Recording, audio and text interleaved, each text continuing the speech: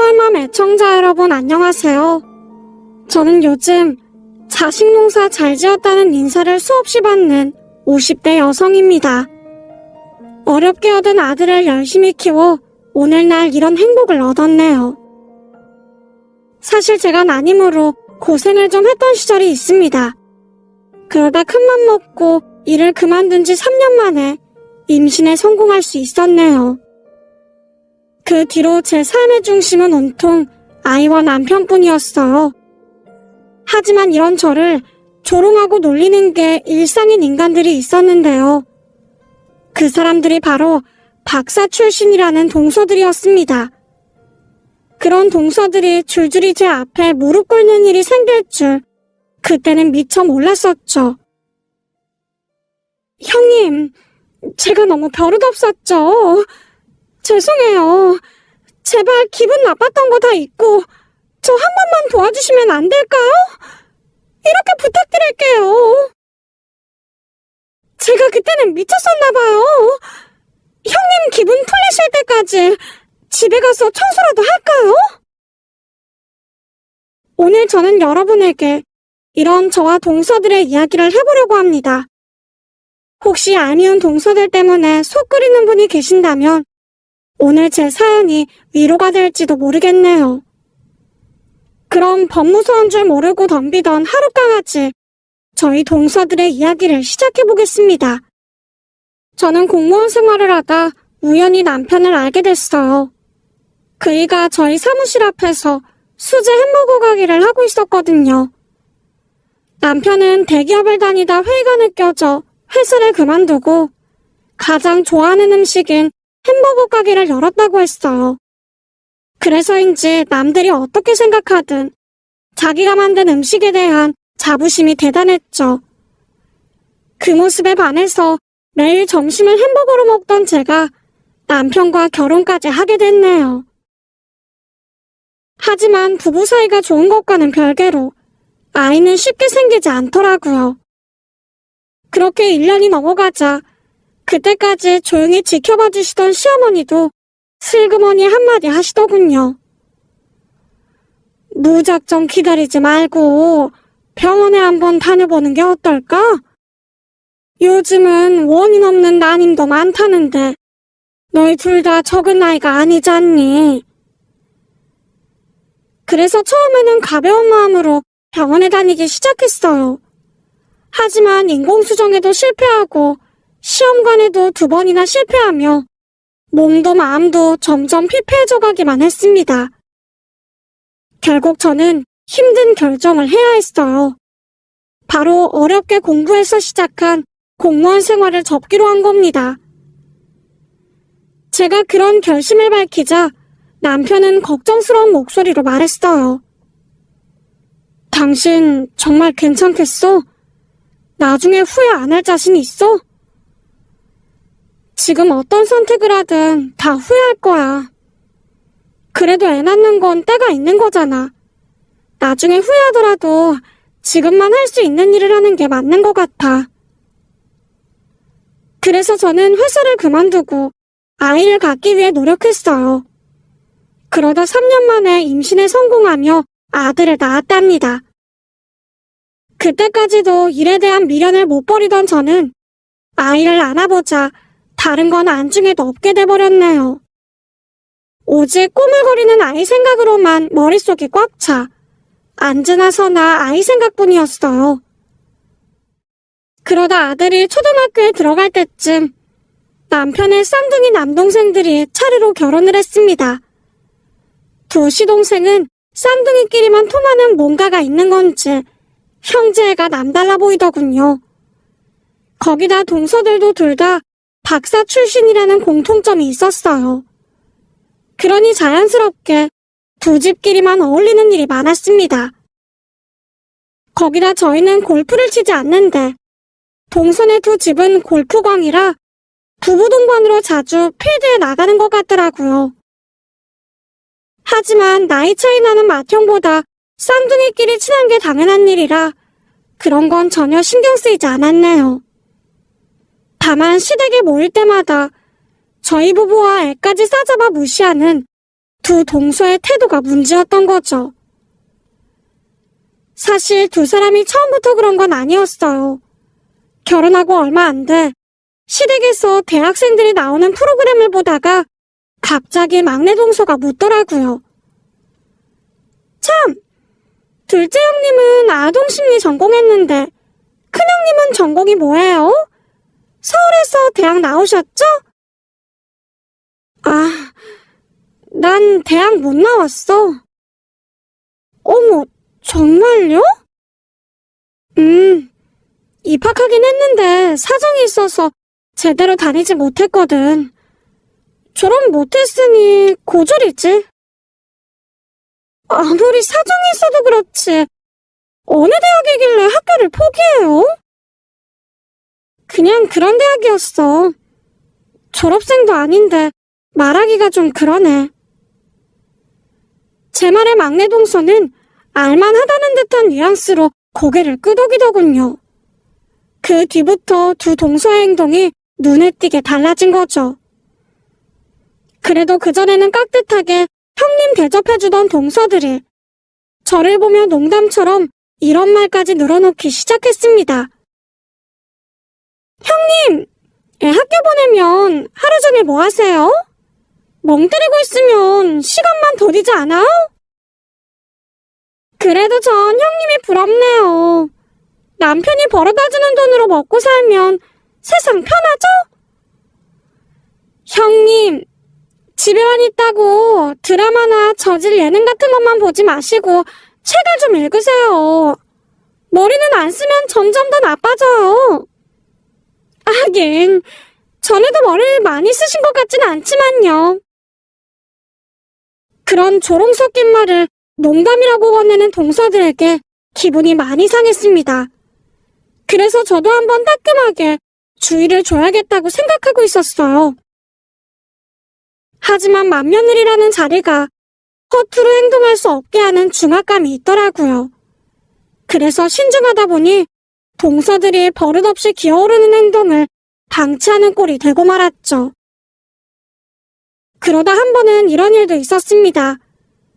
그날은 돌아가신 아버님 기일이었는데 비슷한 시기에 출산한 동서들이 아이 자랑을 하더라고요. 형님, 우리 수호는 아직 돌도 안 됐는데 벌써 엄마 아빠를 해요. 영주도 그래요? 어머, 영주도 주변에서 빠르다고 난리인데 수호도 그렇구나? 이 녀석들 나중에 뭐가 될지 정말 기대된다니까? 막내 동서의 말에 둘째가 맞장구를 치며 좋아하다 갑자기 저를 바라보며 물었습니다. 근데 형님, 준서는 몇 살 때 입이 트였어요? 저번에 어머님이 하시는 말씀 들으니 두 돌이 다 되도록 말을 잘 못했다면서요? 아, 그랬던 것 같아. 준서가 또래보다 말이 좀 느렸지. 어머, 그런데 형님은 걱정도 안 되셨어? 저라면 당장 언어교정 클리닉에 다녔을 텐데. 뭘 그렇게까지 해. 애들마다 발달이 다른 건데. 건강 문제만 아니라면 난 얼마든지 기다려줄 수 있어.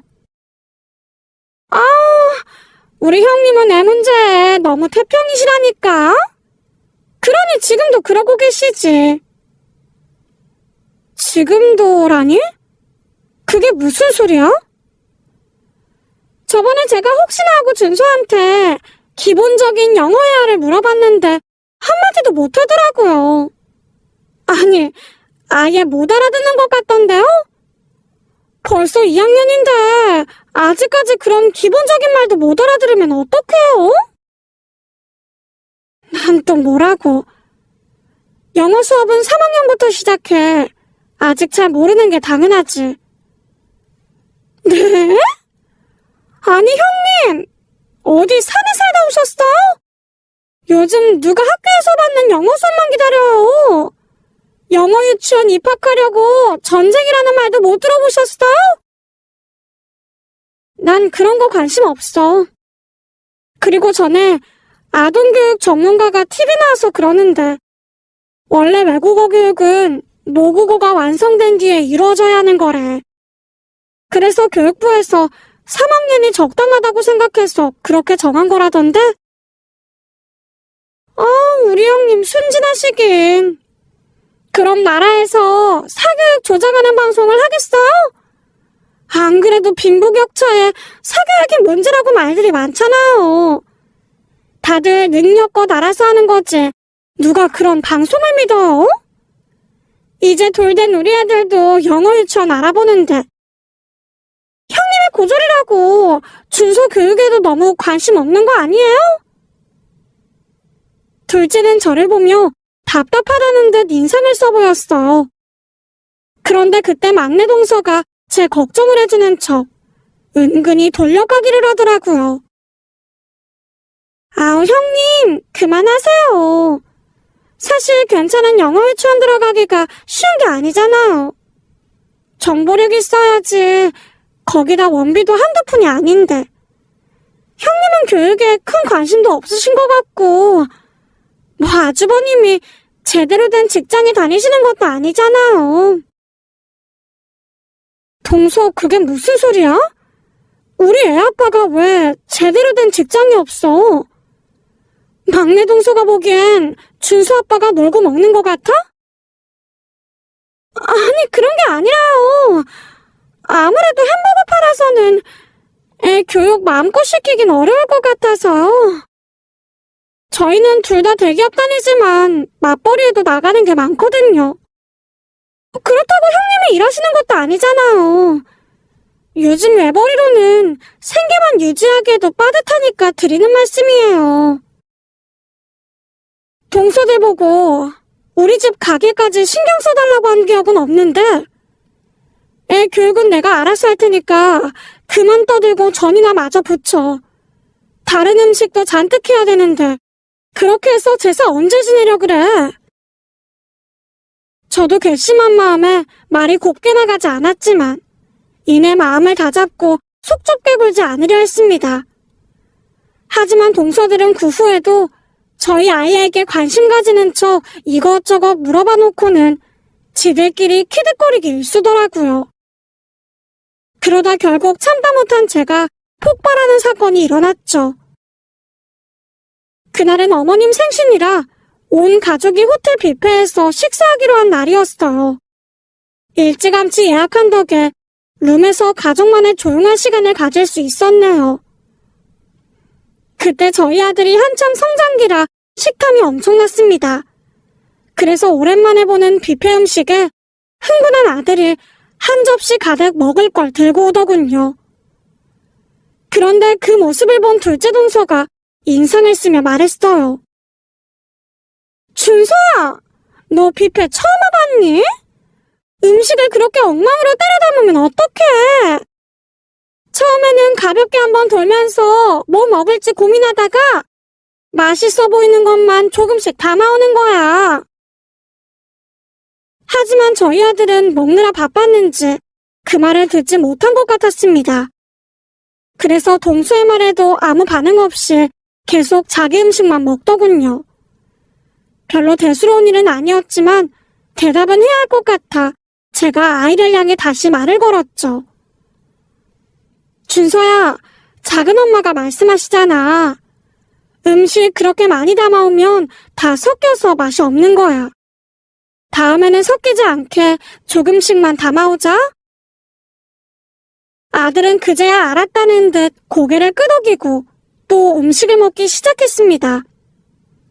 한데 그 모습을 바라보던 두 동서가 자기들끼리 뭐라고 쑥덕거리는 게 보이더라고요.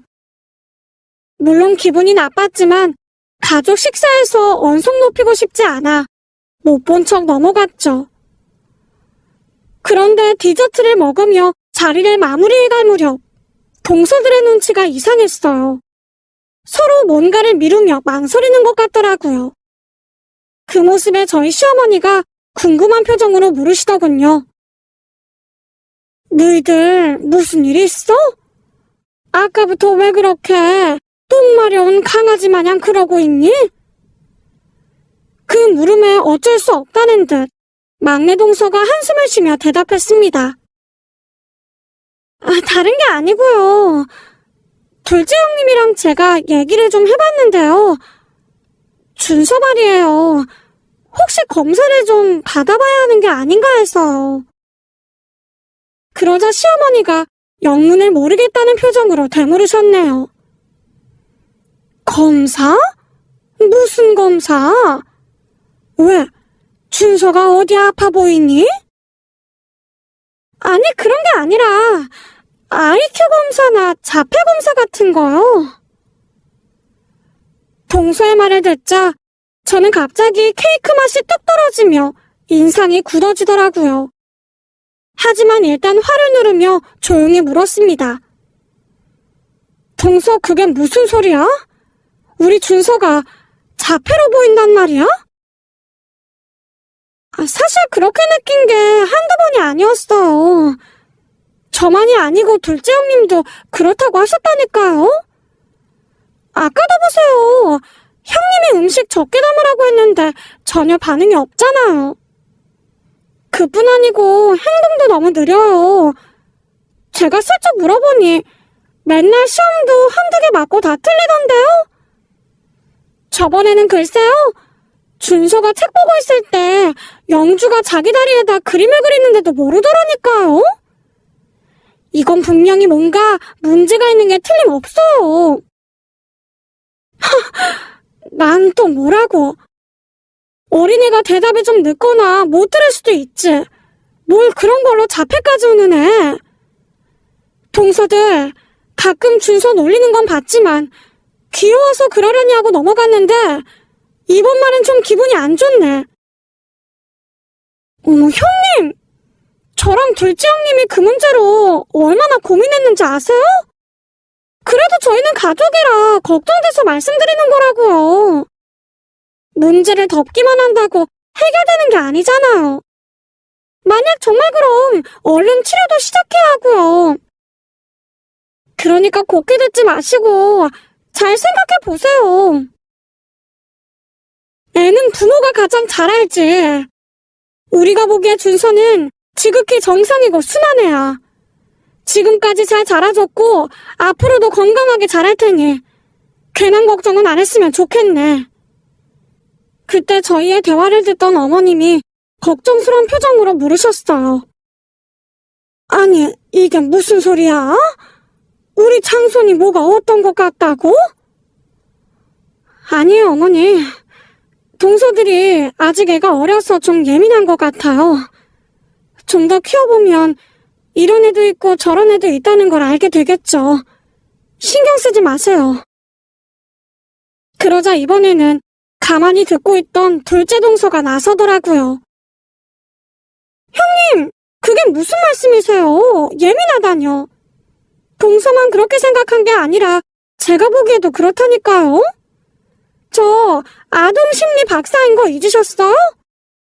그럼 제가 봤을 때도 이상하니까 걱정하는 거잖아요. 무조건 아니라고 그러지 마시고 전문가 찾아가서 진료 좀 받아봐요. 만약에 정말 그런 거라면 큰일이잖아요. 걱정해주는 건 고마운데 애아빠랑 나도 열심히 공부하면서 키운 거야.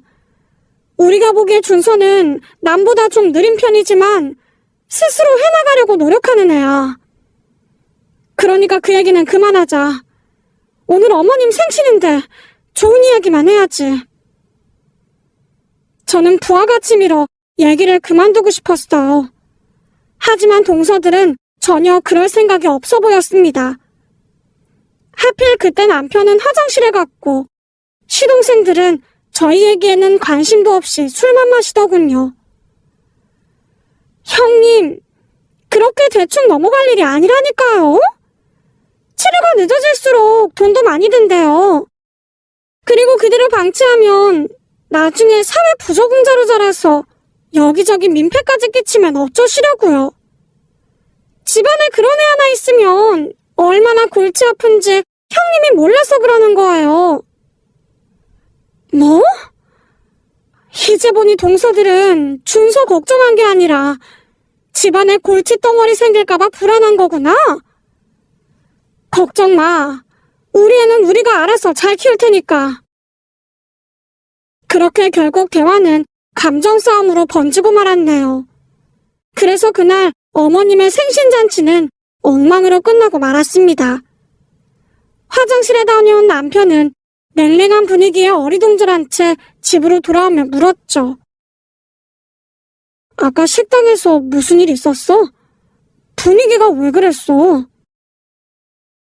그냥 동서들이랑 의견 차이가 좀 있었어. 별일 아니야. 그래?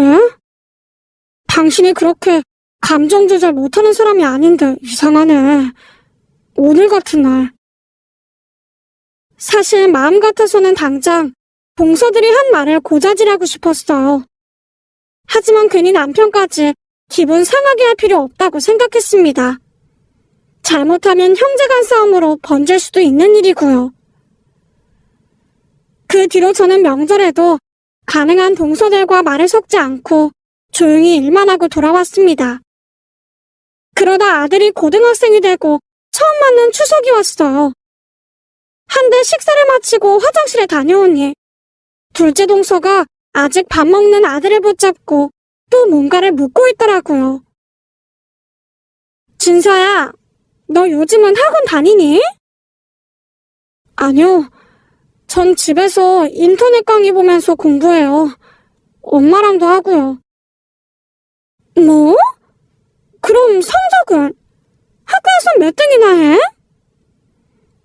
그렇게 잘하지는 못해요. 당연히 그렇겠지. 그렇게 해서 대학은 갈 수 있겠니? 글쎄요. 아직 시간이 있으니까 열심히 해봐야죠. 얘는 시간이 있긴.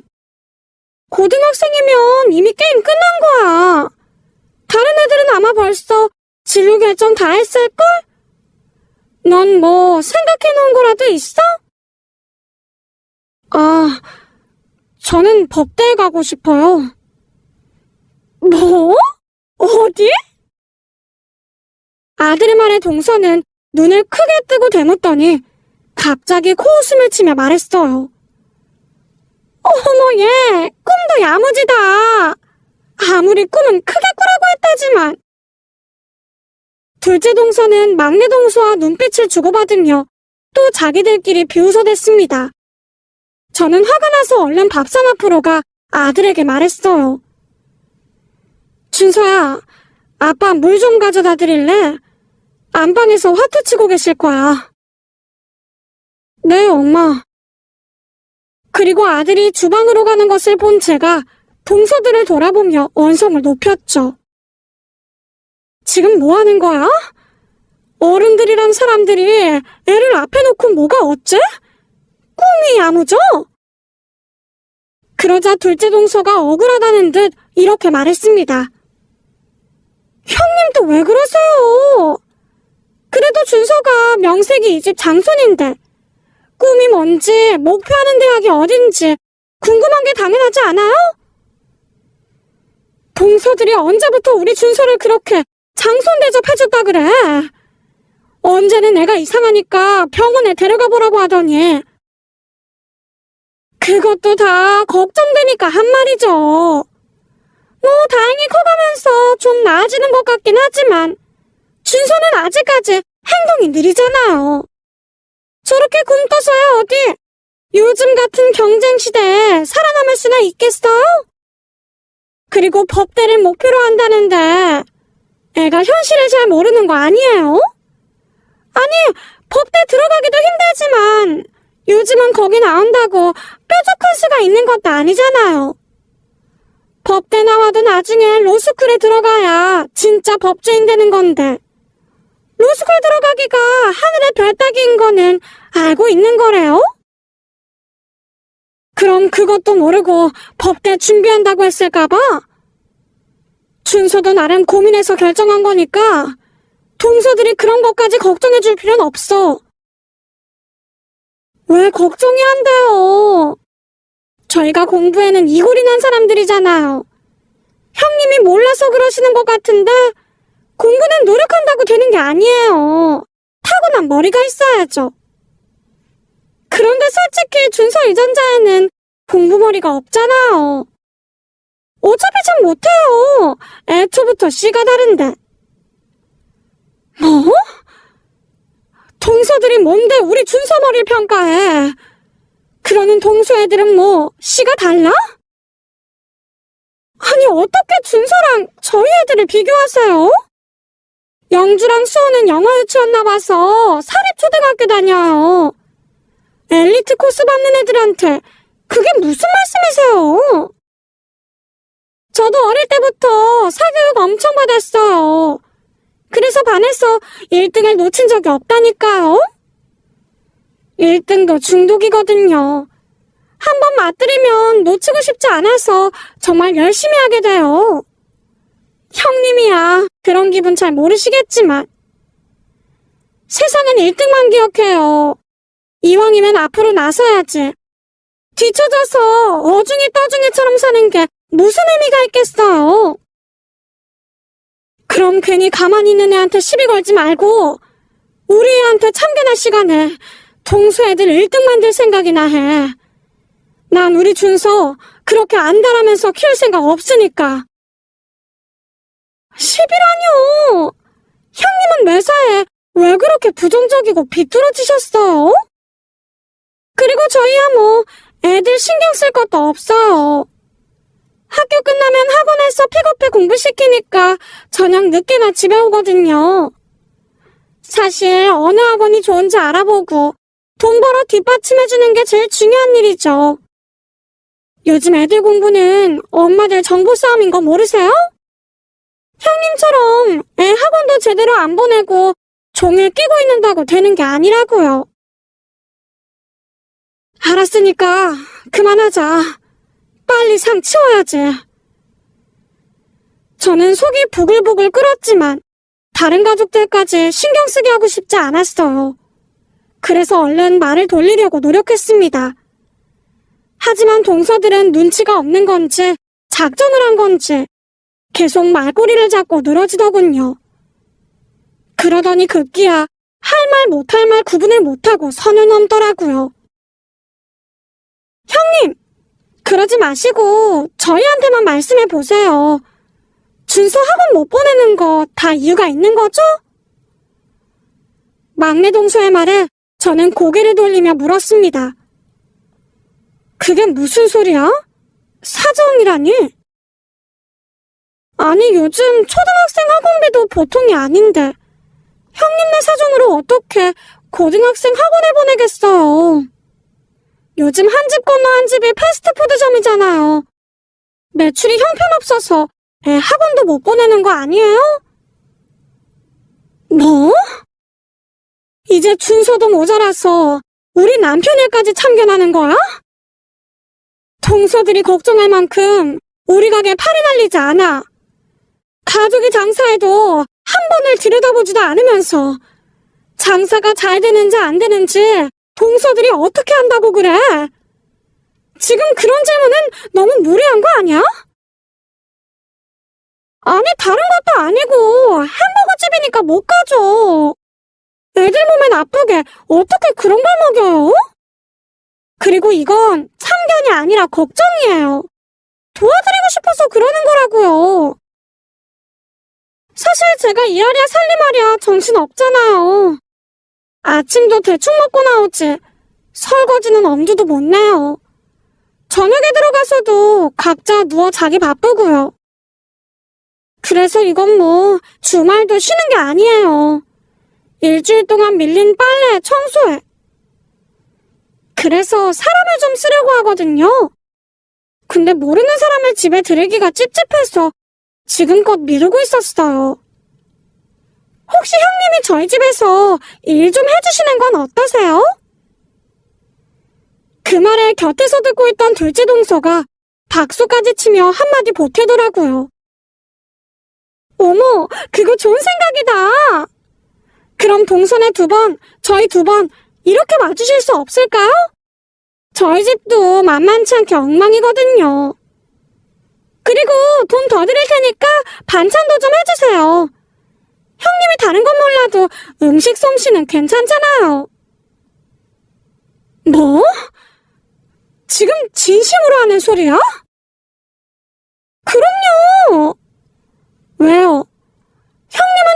많아서 좋고 저희는 집엔 남들이지 않아서 좋고 서로 좋은 거 아니에요? 요즘 경력 단절 여성들 제 취업이 어디 쉬운 줄 아세요? 일하고 싶다고 아무나 다 할 수 있는 게 아니라고요. 형님 학벌도 그렇고 신기간도 길어서 어차피 어디 제대로 된 일자리 구하기도 어렵잖아요. 괜히 남의 집 가서 눈치 보면서 일하지 마시고 저희한테 오시면 좋죠. 이제 하다 별소리를 다 듣겠네. 그러니까 나더러 동서들 파출부를 하란 말이야? 형님도 시대가 어떤 시대인데 파출부라뇨. 가사도우미요. 좋은 말 놔두고 왜 그런 구닥다리 같은 용어를 쓰세요? 저희가 시급은 후하게 계산해 드릴게요. 가족 좋다는 게 뭐예요? 어머, 근데 표정이 왜 그러세요? 혹시 기분 나쁘신 거예요? 저는 폭발하기 일보 직전이었지만 마지막 남은 인내심을 끌어모아 이성적으로 말하기 위해 애썼습니다. 그래, 100번 양보해서 내가 바쁜 동서들 도와주고 가끔 반찬 정도는 나눠줄 수 있어. 하지만 그럼 부탁을 해야지. 어디 집에 와서 일을 하라 말아야. 내가 그동안 오냐오냐 하면서 참아주니까 웃어? 좋은 말로 할 때 이제 그만해. 나 기껏 준비한 명절 음식 다 없고 싶지 않으니까 사람 인내심 테스트 그만하라고. 알겠어? 제가 눈을 부라리며 매섭게 말하자 두 동서도 움찔하더니 삐죽거리며 입을 다물더군요. 그날 저는 어이가 없기도 하고 화가 나기도 해서 잠을 이루지 못했습니다. 사실 그동안은 두 동서의 잘난 척이 가소롭기도 하고 재밌기도 해서 그냥 두고 봤거든요. 하지만 그게 잘한 게 아니라는 걸 알게 된 거죠. 제가 선을 그어주지 않으니 이 인간들이 무서운 게 없이 설치는 것 같더라고요. 하지만 그렇다고 갑자기 군기를 잡겠다고 나서는 것도 우스운 일이라고 생각했습니다. 그냥 똥이 무서워서 피하나 더러워서 피하지 하는 심정으로 둘을 멀리하기로 했네요. 그러다 아들이 고3이 되며 덩달아 저도 바빠졌어요. 그러니 시댁에 가도 잠깐 시어머니만 뵙고 오기 바빠 동서들 얼굴 볼 일은 거의 없더라고요. 그렇게 아들은 아들 나름대로, 저는 저대로 인고의 시간을 견뎌내고 드디어 아들이 대학에 들어가게 되었습니다. 저희 아이는 동서들 말대로 빠릿빠릿한 아이는 아니었어요. 하지만 느리더라도 포기하지 않고 진중하게 자기 할 일을 알아서 하는 성격이었답니다. 아들은 한번 공부를 시작하면 주변에서 아무리 시끄럽게 떠들어도 신경 쓰지 않고 자기 할 일에만 집중하더군요. 사람들이 부르는 소리에 잘 반응하지 못한 것도 아들의 무서운 집중력 때문이었네요. 그래서 어떤 환경에서도 흔들림 없이 공부에 매진할 수 있었죠. 그 덕에 아들은 본인이 원하던 서울소재 4년제 법대에 들어갈 수 있게 됐어요. 남편은 그런 아들을 칭찬하며 이렇게 말했습니다. 우리 준서 그동안 고생 많았어. 이제 대학생 됐으니까 한숨 돌리면서 캠퍼스의 낭만도 좀 즐겨봐. 그 말에 아들이 씩 웃으며 답하더군요. 에이, 이제 시작인걸요. 제 최종 목표는 로스쿨이니까 더 열심히 해야죠. 사실 엄마 아니었으면 여기까지 오기 힘들었을 거예요. 남들은 느리다고 구박할 만한 일을 엄마는 인내심 있게 절 기다려주시고 매일 새벽까지 제 공부 도와주셨잖아요. 친구들은 학원에서 다른 애들이랑 비교당하면서 힘들어했는데 전 엄마 덕에 마음 편하게 공부할 수 있었어요. 저를 인정해주는 아들의 말에 그동안의 고단함을 한 번에 보상받는 기분이었습니다. 아이를 위해 직장도 그만두고 육아와 교육에만 매달린 보람이 있더군요. 그날 저녁 아들의 합격 축하 파티를 하고 난 후 저는 남편에게 오랜 시간 감춰온 마음을 고백했어요. 여보, 나 사실 준서 하나만 보면서 살아온 시간이 후회되지는 않아. 그렇지만 언젠가 다시 일을 해보고 싶다는 마음은 늘 가지고 있었어. 이제 준서도 대학생이 되고 자기 앞가림 할 수 있게 됐으니까 나도 내 일을 좀 해야 할 것 같아. 자기는 어떻게 생각해? 그래, 듣던 중 반가운 소리다. 나 그동안 당신이 주부로만 사는 거 괜히 안쓰럽고 미안했어. 물론 우리한테는 고마운 일이지만 그 좋은 능력을 썩히는 게 아깝잖아. 우리도 응원할 테니까 이제 당신이 하고 싶은 일 마음껏 해봐. 고마워. 그럼 나 내일부터 사무실 자리 좀 알아보러 다닐게. 이것저것 준비하려면 서둘러야 할 것 같아. 그렇게 저는 사회로의 복귀를 위한 준비를 시작했습니다. 그리고 얼마 후 아들의 법대 입학을 앞두고 드디어 개업식을 하게 되었어요. 저는 주변 상인들에게 개업덕을 돌리며 일일이 인사했죠. 그때 건물 앞에서 두리번거리는 동서들을 만나게 됐습니다. 저를 본 둘째 동서가 특유의 그 비웃음 섞인 표정으로 말을 걸더군요.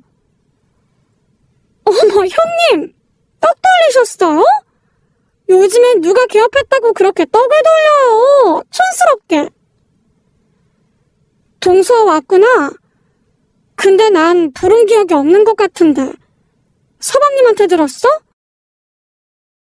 어머님이 오늘 형님 개업하신다고 가보라고 하셔서 왔어요. 아니 근데 장사를 시작하시면 당연히 저희한테도 연락을 주셨어야죠. 저희가 그동안 사회생활로 쌓아온 인맥이 얼마나 많은데요. 장사는 인맥인 거 모르세요? 근데 살림만 하던 분이 무슨 배짱으로 이런 일을 벌이셨어요? 역시 아주버님 벌이로는 준서 대학 등록금 되게 어려울 것 같죠? 그러게 저희 집에서 아르바이트 하시라고 했을 때 말을 들으시라니까. 장사? 이것도 장사라면 장사지. 그래 동서, 주변에 나 필요한 사람 있으면 소개 좀 해줘. 그런 사람이 없어야 좋겠지만 말이야. 그리고 가게가 힘들어서 일을 시작한 건 아니야.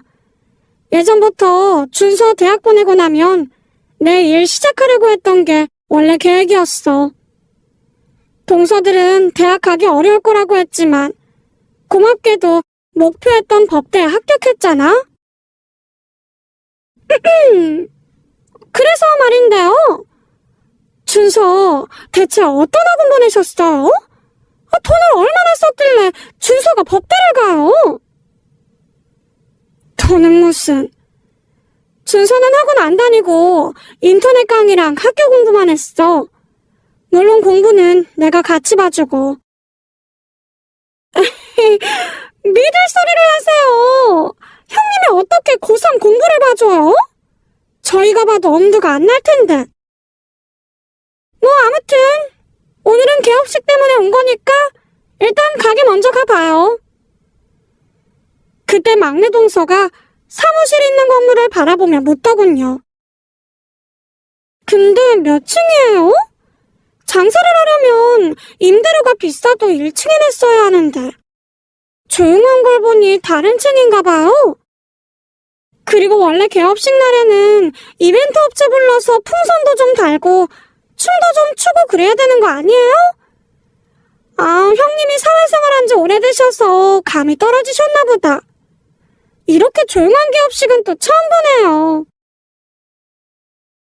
우리 사무실은 그렇게 요란하게 개업식 할 만한 곳이 아니라서 2층이니까 우선 따라 올라와. 저는 먼저 앞장서 계단을 올랐습니다. 그리고 사무실 앞에 멈춰서자 둘째 동서가 고개를 갸웃거리며 영문을 모르겠다는 표정을 짓더군요. 형님, 여기 맞아요? 여기는... 그래, 여기가 오늘 내가 개업한 내 사무실이야. 어머님이 내가 무슨 일 하는지는 말씀 안 해주셨나봐? 이혜정 변호사 사무실? 설마 내 이름도 모르는 건 아니겠지? 제 말에 이번에는 막내 동서가 어안이 벙벙한 표정으로 물었죠. 이게 어떻게 된 일이에요? 그럼 형님이 변호사란 말이에요? 아니 어떻게... 형님 고졸이라면서요? 그래 맞아. 내가 말했잖아. 대학은 들어갔는데 졸업은 못했다고 말이야. 사실 법대에 들어가긴 했는데 얼마 다니지 못하고 2학년 때 덜컥 사법고시에 합격해버렸지 뭐야. 그래서 고민하다가 그냥 대학은 중퇴하고 사법연수원에 들어간 거야. 안 그럼 2년을 기다려야 하는데 내 목표는 어차피 법조인인데 시간 낭비할 필요 없을 것 같더라고. 그런데 그런 일을 왜 여태 말 안 하고 계셨어요? 왜 고졸 흉내 내면서 저희가 무시하는 거 가만히 참기만 하셨던 거예요? 동서들이 날 무시한 거는 아는구나. 그냥 어디까지 하나 두고 본 거야. 그럼 그때 내가 직업 자랑하면서 나이 어린 동서들이랑 맞짱이라도 떴어야 돼? 난 유치한 짓 하는 거 딱 질색이거든. 제 말에 갑자기 말문이 막혔는지 막내 동서가 대답하지 못하자 둘째 동서가 대신 나섰습니다. 무시라뇨! 저희가 어떻게 감히 형님을 무시해요? 막내 동서가 너무 놀라서 말이 헛나왔나 봐요. 근데 어머니도 다른 가족들도 왜 이런 말을 안 해준 거예요? 우리 그이는 형님이 공무원 출신이라고만 하던데. 그래서 저는 뭐 기간제 공무원이나 하다 그만둔 줄 알았어요. 아, 내가 그이랑 어머님한테 부탁했거든. 판사로 일할 때부터 생긴 버릇이라고 해야 하나? 사람들한테 내 직업 말하면 다들 너무 신기하게 보더라고. 그러면서 이것저것 자꾸 물으려고 해서 민망하고 불편했어. 그래서 그냥 공무원이라고만 밝히는 게 편하더라고. 아마 서방님들도 자세히는 몰랐을 거야. 어차피 그때는 둘 다 학생이라 나한텐 관심도 없었고 결혼하고 나서 금방 그만뒀으니까 말할 필요도 없었지. 동서들도 잘 알잖아. 서방님들 남일에 관심 없는 거. 아, 그럼 그렇지. 어쩐지 준서가 학원 하나 안 다니고도 떡하니 법대 갔을 때 알아봤어요. 애가 머리가 보통 똑똑한 게 아닌 것 같더라고요. 둘째 동서의 말에 막내 동서가 눈을 크게 뜨더니 자기도 질세라 제게 아부를 하기 시작하더군요. 의사랑 법조인만 있으면 그 집안은 걱정할 게 없다던데. 우리 집안에 변호사가 있는 줄은 꿈에도 몰랐어요. 평소에도 가볍지 않고 기품 있게 행동하시는 게 아무리 봐도 예사롭지 않더니. 역시 형님 정말 대단한 분이셨네요. 그러니 준서 교육이야 뭐 말할 필요가 있었겠어요? 저희가 알지도 못하면서 떠들어서 죄송해요.